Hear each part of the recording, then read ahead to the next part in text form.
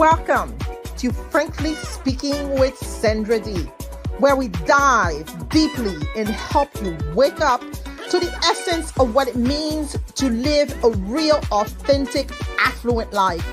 Beyond the balance sheets, the bank accounts, the private jets, the political offices, into the realm of inner wealth and personal power. I'm Sendra D, your companion guide on this trajectory of truthful self-mastery as we celebrate your individuality and your sovereignty. Welcome again to another episode. So, of course, this was a two-part conversation because I aim to please. My name is Sendra D. The show is Frankly Speaking with Sendra D. And again, I have with me Mr. Alain Mangion, as I mentioned in a previous episode, which I hope that you listened to. And if you did not, you'll find the link at the bottom of this recording. Mr. Mangion is a chartered certified accountant, and he is based in Malta, and he is a co-founder and CEO of Credinvest, which is a corporate finance firm based in Malta. And he has been doing business at the start, mainly in Europe, but he has graduated or eventually evolved to do business in Africa. His firm is focused on Nigeria, Cameroon, Kenya, Ethiopia, and I will let him tell you himself exactly where his operation is and a little bit more in depth about his operation and his team. Welcome, Mr. Mangion. Alain, it's always good to see you. We've known each other for over 10 years and the life conversation. All right. So today is all about Africa. So we talked a little bit about what happened with the sectors, but we're going to get more into the leadership. But before we do that, we'd like to know more about your leadership of Credinvest and where you do business, and tell us about your team as well. Well, we have a dedicated team of people, as I mentioned in the previous episode, operating in 14 countries now across the continent. West, South, and East. We're talking Sub-Sahara here. And we have local franchises who are people who help us develop the business on the ground, because you always need boots on the ground in markets to these. And then a number of valid, very hardworking, and very patient partners who I work with in the UK, Switzerland, Austria, and Milan in order to come up with the financing structures that we need for the projects which land on our desk. And it's been a ride, ups and downs, but still in the right direction. So that's the important thing. A roller coaster goes up and down, but it gets you in the right direction. So yeah, there are a number of opportunities which I keep repeating in areas like healthcare, energy, real estate, education, food, manufacturing and distribution, and trade and logistics, especially transportation. These are projects which require considerable investment, and therefore there are multiple funding sources which we tap into in order to get them done. You know, I was following the conference of the African Development Bank, and the multilaterals are more than prepared to keep pushing funding into the continent as is required. I would like to probably see them not compete so much with private capital, because private capital is always going to be needed in these countries, but to perhaps focus on the ones which are too risky for the private sector. So projects which are more of an infrastructure nature. My usual examples: energy can be funded privately at any time because it's cash generative, right? Maybe a water project which is just basic water distribution. It might be difficult to structure it with private capital. So in my opinion, the multilaterals should be focusing on the areas which private capital cannot handle in terms of risk.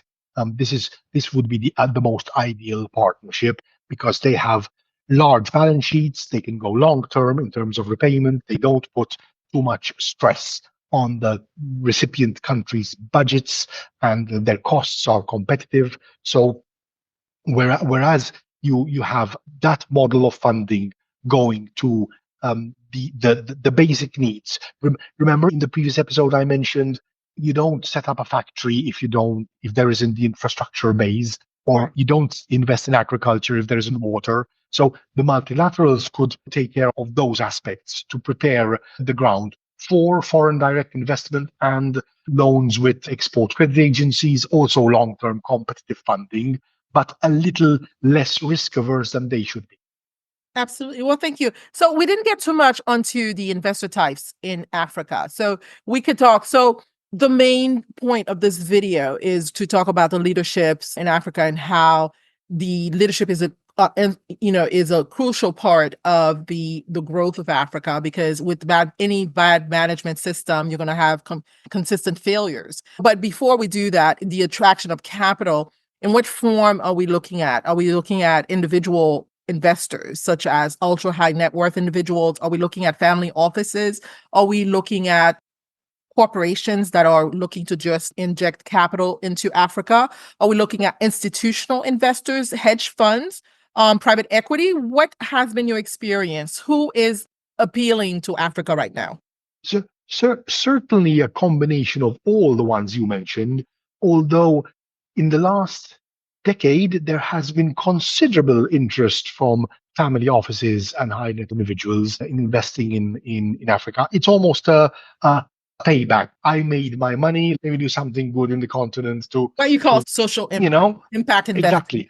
And we've really seen signs. We have some projects also with family offices ourselves from Canada, for example, and their approach is not necessarily financial return. Yes, it's not a charity, not giving money away here, but investing soundly, a little lower expectations of return as long as there's a tremendous social benefit in the case by case. And it's good to work with them because they're not bound by a number of infinite rules and procedures.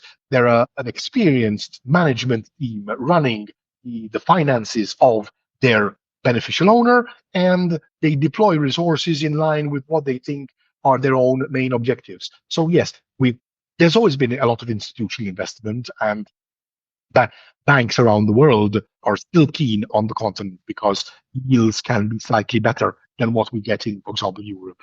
But this was the phenomenon we've seen in the last years, the family office and high net worth individual coming into the continent. Well, it's fantastic because their strategy is mostly focused on capital preservation, and because their wealth is generational, they want to make sure that they preserve this for future generations, which is very Mhm. different than the average hedge fund Uh, or private equity. Go ahead. I like to call it legacy investing. It I, is. I'm That investing is in the this so opportunity. I can have a legacy. Exactly. That is definitely true. Because of the tech sector, we've seen a phenomenal surge in family offices because people are building wealth as a younger, they are nouveau riche, as we call them. They're new rich, the new wealthy that are now establishing family office. And also because of the millennials mindset, they are very much into impact investing and social investing. So that's fantastic. It's good to see that Africa is attracting that type. And that I want to digress a bit on the leadership of Africa and how we talked in the earlier video about corruption. We talked about how, in order to attract investors, while we can't eradicate corruption, but we can definitely manage corruption, because even in the Western nations, there's corruption. So I don't know. Show me a place on planet Earth where a nation is being led without it. I'm not pointing fingers, but I'm just saying it's a bit difficult task. But that said, there is a challenge in Africa with such an issue of corruption. Leadership. Now we know investors definitely pay attention to headlines. And when they see that there's a government that's having such issues, they tend to stay away. So let's talk about the leadership now in Africa. And I know you have exposure to all of them because you co-manage projects with governments, correct, in Africa? Mhm. Correct, So correct. so let's talk about the leadership and what do you think are the failures? And let's start with the failures and why you think we continue to repeat the same insanity. It's insanity, repeat the same. Insanity is repeating the same thing over and over again, expecting different results. And that seems to be Africa.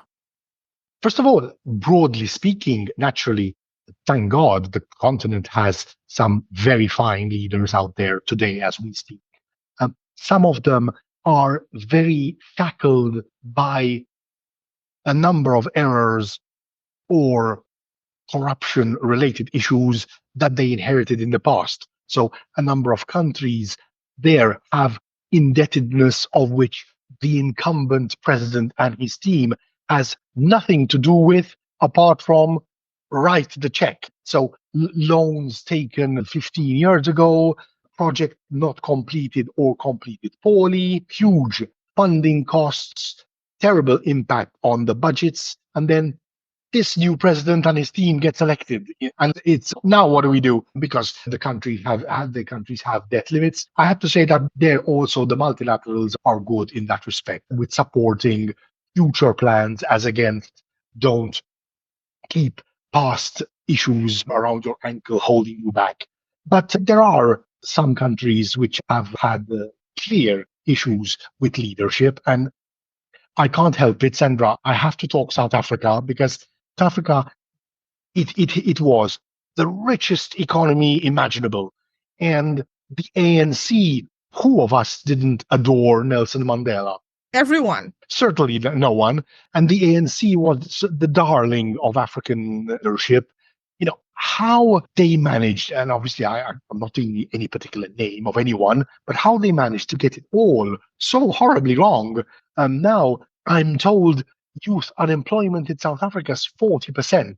That creates the risks of higher crime rates, of course. The economy is in the doldrums. I have friends in South Africa who tell me they get told today the power cut is going to be, not if there's going to be a power cut, but it's going to be from 10 a.m. to 4. So make sure you charge your devices before so you can work, and then we'll tell you at 4 o'clock that the power is back so you can recharge your devices. How is that ever possible? It is unacceptable because, as I said, I went to South Africa at the time where things were more stable. I think it was Zuma was in power, but he had his issues. But at this now, this is what beyond Zuma, and I will say his name. I can't say his last name, but I'll call him Cyril, the president currently. He may not have multiple wives, but he could, with the billions that he's accumulated. This is someone who's went into power with zero. And now we see this is a business model. You go in, politics is a business. You go into politics with nothing, no money in the bank account, and you come out with billions. And the thing is, what I cannot, as these people utter the name of Nelson Mandela as their hero, as their mentor, as their ideal father of South Africa, however you want to put it, how do you not pay attention to his teachings? It's one thing. It's just like Christianity, who's worshiping Jesus. You're worshiping Jesus, and here you are hating your enemy. That's not what Jesus brought. So paying attention to what Nelson talked about after all that persecution, 27 years, and I went to Robben Island to see him, that little cell that he was in.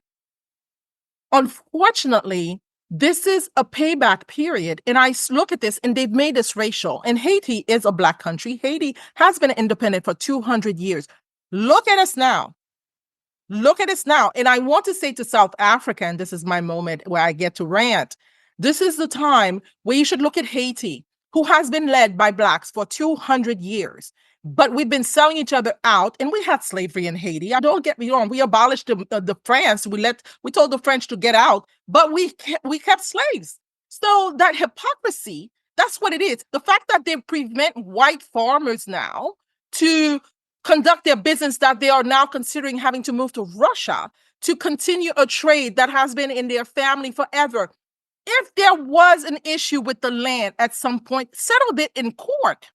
Don't disrupt your economic system for your personal vendettas, because you will have to take a lifetime to rebuild your country. And that's what I'm saying to South African. So how can this happen now? And bear with me, because some of these issues are, my heart is breaking, because South Africa was a model for Haiti, as Haiti was a model for Africa once upon a time.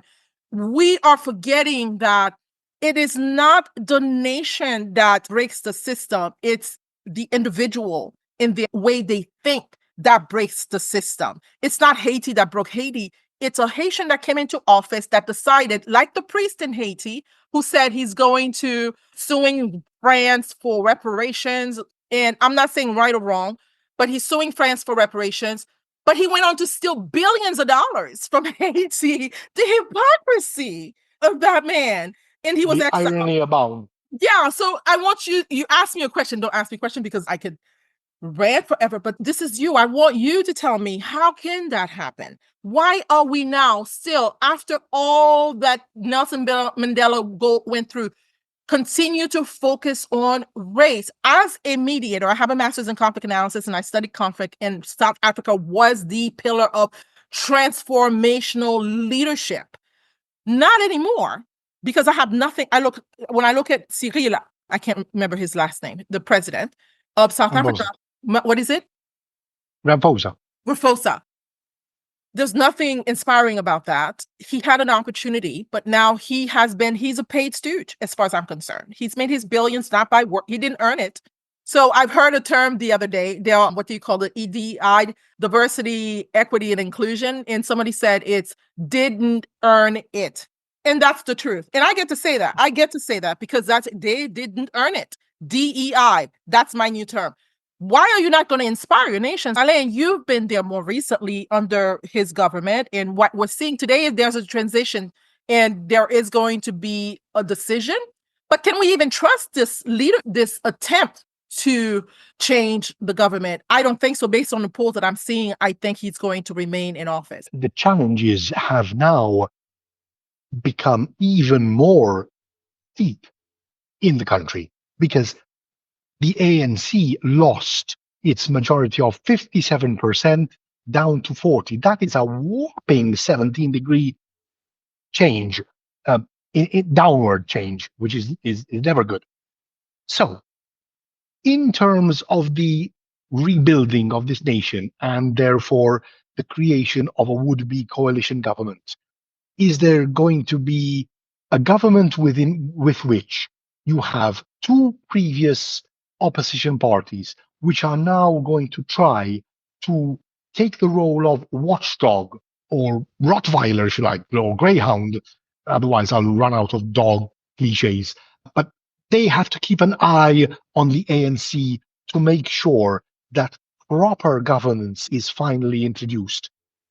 Or is the ANC going to try to find a way to keep this confused state in play because the confusion suits it itself? The uncertainty will end up killing the South African economy even more.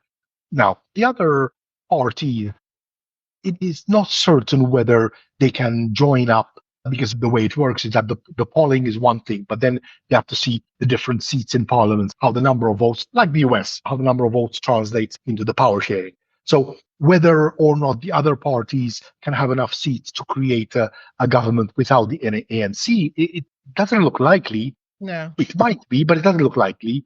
But whether they have enough enough weight in the new coalition in order to try to refocus the government on proper governance, anti-corruption, real investment in infrastructure and jobs, and so on, it's a moot point because it's going to be tremendously challenging for that country. And I say it was the beacon of Africa. And it's true, it has its rugby team, which is the world champion, but that's not enough to. It feeds people morally, but doesn't put food on the table, does it? It does So not. there a considerable remedial action, healing, I would almost call it, is needed to start putting the past behind you and having a coalition partner that really wants you now to make sure that the main issues which have led to people reducing their support for the ANC by 17%. And honestly, Sendra, the ANC is not like any other political party across Africa or the world, because this was a revolutionary movement. Some of my friends in Africa tell me they have a number of people within their own organization that haven't woken up even 30 years later to the fact that they're not rioting or rebelling against anyone anymore. They're the government now. but they stayed there. Maybe that could be the case, or maybe it was just a way of But could speaking. it be also a strategy and to get the people rallied behind them that they're still the monster in the room, to keep them hostage in fear? And Yes. that's how they keep their votes. Yes, if you allow me to take a dip in a completely unrelated history, in the 1980s, The government of Margaret Thatcher was hugely unpopular in the UK. Yes. The Argentines invaded the Falklands, and Margaret Thatcher was re-elected in a moment. It was a piece of cake for her, the subsequent election, because that little conflict, a sad conflict, as all are, but it ended well with as little casualty as possible, and they took back the Falklands. Um, don't want to dwell on whether who the Falklands belongs to, because that's not the No, not the but it's the underlying but issue. So the underlying issue is sometimes the best way to try to keep your own people on your side is to distract them with an enemy isn't that with what the Iraqi war was? That was Iraq as well, wasn't it? The Iraq war was in 2002, 2003, and he got reelected in 2004. That's George Bush. If you think about it, yeah. There's always Yeah. something. And then now we have, and I don't want to get into the politics too much outside of South Africa, but when we have Ukraine is being used that way as well, not right now. So unfortunately for the people of Ukraine. Yeah, very sad for that. Very sad. Go ahead. But still, everybody thinks there's hope for South Africa, but with fresh minds and people who will take strong leadership positions. None of us in the world want to see a phony coalition where the ANC still is able to do whatever has been happening in the past, and just the one or two coalition partners being told, okay, we're going to share a bit of this cake with you. Okay, happy? That'll send South Africa spiraling downwards in a big way. Absolutely. That's where the hope is, that this emerging coalition will create a serious set of checks and balances to make sure that the ship is re-steered in the right direction. Absolutely. But there are, in case of leadership failures, there are also signs of good hope. For example, we work a lot in Senegal. There were a lot of issues with the leadership of Macky Sall towards the end of his term. He just wanted to hang on to power, essentially. And Senegal was one of the most peaceful, internally peaceful nations in the continent. And suddenly there was a bit of civil strife, not too much, thank God for that, but civil strife and unrest and so on. But good sense prevailed. There's a new team, very dynamic, very, very keen to get things done. Unfortunately, Sendra, across the world, not only in Africa, people who have power like it. They do. The, It's an aphrodisiac, actually. Yeah. The great Giulio Andreotti, a statesman in Italy, he had his own problems as well, like everyone. But he was once asked, does power get to you? He said, no, power gets to people who don't have it. I wanted to touch on the coalition governments. I had two coalition governments in mind as you were speaking. So one of them was with David Cameron. Do you remember in one of the election, he ended up forming a coalition with the Lib Dems in the UK. And I was so happy. I didn't know that it was only on the surface because I don't think the Lib Dems contributed anything to that leadership at that point. But then if you look at Israel, Netanyahu has been in the coalition forever, hasn't he? But for some reason, you don't hear ever the other party discuss the other party in the coalition. It's always Netanyahu that's still the leader. And no one remembers who that coalition was with. But go ahead.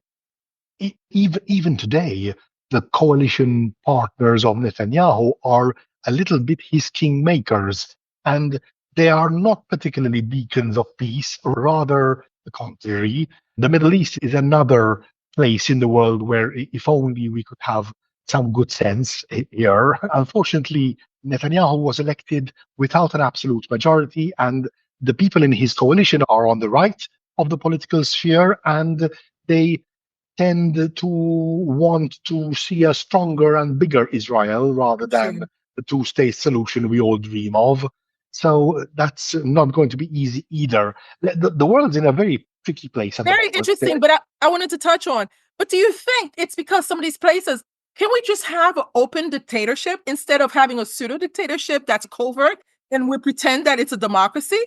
Do we have any democracies around the world at any point? And I'm planning on voting in November. But at the end of the day, we have to consider the options that we have. But in Africa, is it because within Africa, within the nations, I have friends who are part of a kingdom in Africa. In Cameroon, their father is a chief. So there are all these systems within Africa themselves that have very strong leadership. And then the nation is structured as a democracy. They are part, each little region within a country, part of what you call a royal system, monarchy, which is technically a dictatorship, but then you're imposing democracy on them as, do you see my point? This is probably the most interesting point about Africa that we forgot to mention. I'm really glad you brought it up because unique to the continent compared to the US, Europe, and so on, is the fact that you have an elected parliament and president and prime minister, etc. Right. And then you have several countries where, Ghana, there are the leaders, the kings of the tribes who have considerable political sway. And maybe that's actually a good way of keeping all the checks and balances that governments need to make sure they don't go off track. Because the elected officials are very weary of pushing the monarchical system too far. Right. They probably would push them at their peril. Absolutely. And we have to say that these people, the monarchs, have a grounded system because it's a legacy, right? It's passed on from one generation to a generation, whereas these politicians just come in for one generation. And I'm not well versed in how that system. I will have to speak to my friend because she is a princess. And so her father's still a chief. And I'll have to find out. And he was a diplomat. How I met them is her father was a military attaché in Washington. That's how I met them. But he is now back home as a chief. So it's an interesting system, a dynamic that we don't have in the Caribbean. We had an emperor, but I do feel there is a correlation between the destabilization of their government, the national government, and because I believe that I think more people are regional and they don't pay attention to the national stage. Could that be? And because they have their non-elected leader in their region. So that's something that needs to be discussed when looking at the overall leadership styles of Africa. But going back to South Africa, and so, I mean, you are someone who's been in and around civil service. What would you say is the one thing that we could share with the audience that is active in government at this point? Let's focus on Africa because each country has a different strategy that could work for them. Right now, Haiti's in chaos with gangs, and South Africa doesn't have that issue. So what are the pressing issues now with the leadership in Africa? What would be the one thing that you would recommend? On the political sphere, I think that I would like to see a direction for more African unity, a stronger African Union, more possibilities, structures, mechanisms for conflict resolution within the continent. For example, I know this is not related to South Africa, but for example, as we speak, we have touched upon a couple of conflicts around the world. But for example, we didn't mention the incredible tragedy of Sudan. Sudan, correct. It just decapitated into civil war with cost of life, displacement of people. I would like to see a continent which resolves these issues itself without needing to or feeling the need in any manner to ask the Europeans or the US or China, whatever, to more African unity. Yes, maybe as you rightly pointed out in the previous episode, the possibility of a cross African currency and even greater levels of inter-African trade, because there are situations where African countries import from India or Europe something which is even produced in a couple of countries away, just because they may be different tribes and all that. But there is a future with more African unity, addressing the issues that there are even at more local levels, including issues relating to food security, especially because we are in 2024. I wouldn't dream of asking you, Sendra, but I was old enough when there was 1985, the Live Aid concert of Bob Geldof. Remember that? That was 1985, a long time ago. There should be no issue related to food anywhere in the world. Technologies have improved to enhance agricultural output. You know, there just needs to be more open trade, more value added locally, like I said, instead of countries in the west of Africa exporting raw coffee beans, more incentives for people to come and roast coffee there and therefore enhance the value chain. We mentioned this also in the last episode. So that's where it has to be. But politically, more African unity and more vision for having the continent based as a partner even in world issues, not only issues pertaining to what's happening in Africa or its problems, because there are also great things happening in Africa, but Africa has to start contributing also to the resolvement of its own issues internally and issues which pertain to the world itself. Even not necessarily, I don't only mean conflict, but also areas like education, healthcare, and so on. But for example, if I do, if I am allowed to come up with an example related to conflict, there are the Houthis in Yemen which Yes. were shooting at vessels. Um, Yes. The that, pirates. that, that, yeah, but also with drones and missiles Mhm. launching at vessels. Now, that affects global trade because the vessels can't pass through the Suez Canal, and a lot of those vessels come from the Middle East, India, and China, and the world's main trading partners. But they also have an impact on the ports of the East African coast Right. because trade passes from there. So if you need to send a container from Italy to Tanzania, you go via there. So it would be important for me to see whether the African countries affected by this crisis are also supporting the US and UK and other European forces in mitigating this deterrent on shipping. Because these are ships manned by civilians, nothing to do with war. So the Houthis want to create trouble because they want to create trouble because they're sponsored by Iran. That's also politics. But I mentioned this example because I want to see Africans contributing the resolution of all crises, whether it affect them directly or indirectly, because it's time for this continent to take its proper place in the world, It is is. my view. Obviously, probably I'll be dead by the time that happens, but I would like to see that happening. But let's be hopeful. We can be hopeful. African has a rich history. Like United States is a very fairly new country. So the fact that we have all these older civilizations, we have Africa, we have China, all of these countries outside of the US has been there doing this many, many more years. I agree with you. I think they deserve to be on the world stage with a seat at the table. I question how sustainable the position that South African plays in the BRICS is. I don't think it's as solid as when it's built. I can tell you that Haiti was one of the founding members of the United Nations. Look at Haiti now. Hmm. It's begging for Hmm. help. So Hmm. positions change all the time if you don't stabilize and maintain where you are when it launched. So this is an opportunity for them to actually take inventory of where they are and how they want to move forward. With the proper leadership, I have no doubt that they can do that. We, like you, I am hopeful. Not sure it will happen in our lifetime, but let's just think of time as being infinite. Maybe we'll come back and experience South Africa in a very different manner. That said, Hmm. I want to say thank you. Let's leave it there.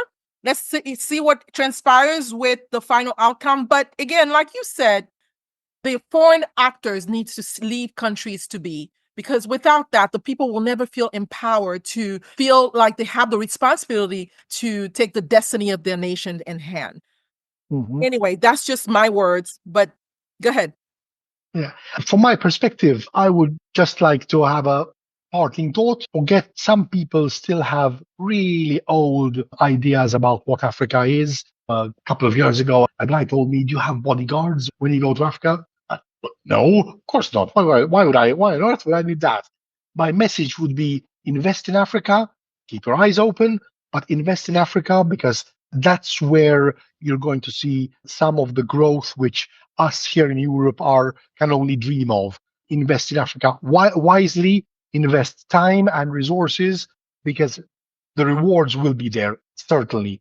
And I don't think that there should be any particular fear of investing in any African country over and above all the things that you would consider before making an investment in Malta. So I would hope to see lots of people going to want to develop those markets, to invest there, to fund different projects which can really change the nature of their infrastructure in order to create the base for long-term future investment. And here in the States, when I was younger and I had American friends, still have them, they used to tell me, in America, the way to offend a 40-year-old is say you have potential. So it's time to stop saying Africa has potential, because Africa is now. The potential is now. It's here. Correct. It's only a question of going to take it. Absolutely. And on that, I'd say thank you so much. And if someone wants to reach you, of course, we're going to put the link to your websites at the comment section. And please do feel free to comment and let us know what you wanted us to touch on a bit more. Of course, I have asked Mr. Mangion to return. He is now a staple of the Frankly Speaking with Sendra D. I trust you will come back.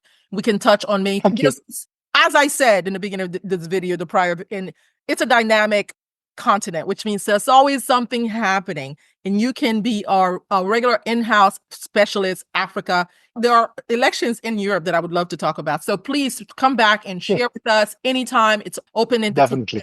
Thank you so much. And thank you. Want to give some information as how to reach you? If someone wants to reach you after this video, they could just find you on the website. Yes, they can. That's easy. Perfect. Well, thank you again for joining us. Merci et à bientôt. Again, à bientôt. Merci. Thank you for watching another episode and listening to another episode of Frankly Speaking with Sendra D with Mr. Alain Mangion, based in Malta. And we'll see you in the next one. Thank you. Thank you. Good night. Oh, and don't forget, subscribe to Frankly Speaking with Sendra D's podcast and join us every week as we uncover the stories of those who triumphed over life-altering challenges to achieve not just financial success, but a richer, a deeper, a more altruistic life. It's about time we redefine what it means to be a truly affluent individual. Don't you agree? So come and join me. And let's be unstoppable on this journey called life. Because here, affluence isn't just a buzzword. It's a path to waking up to your authentic being.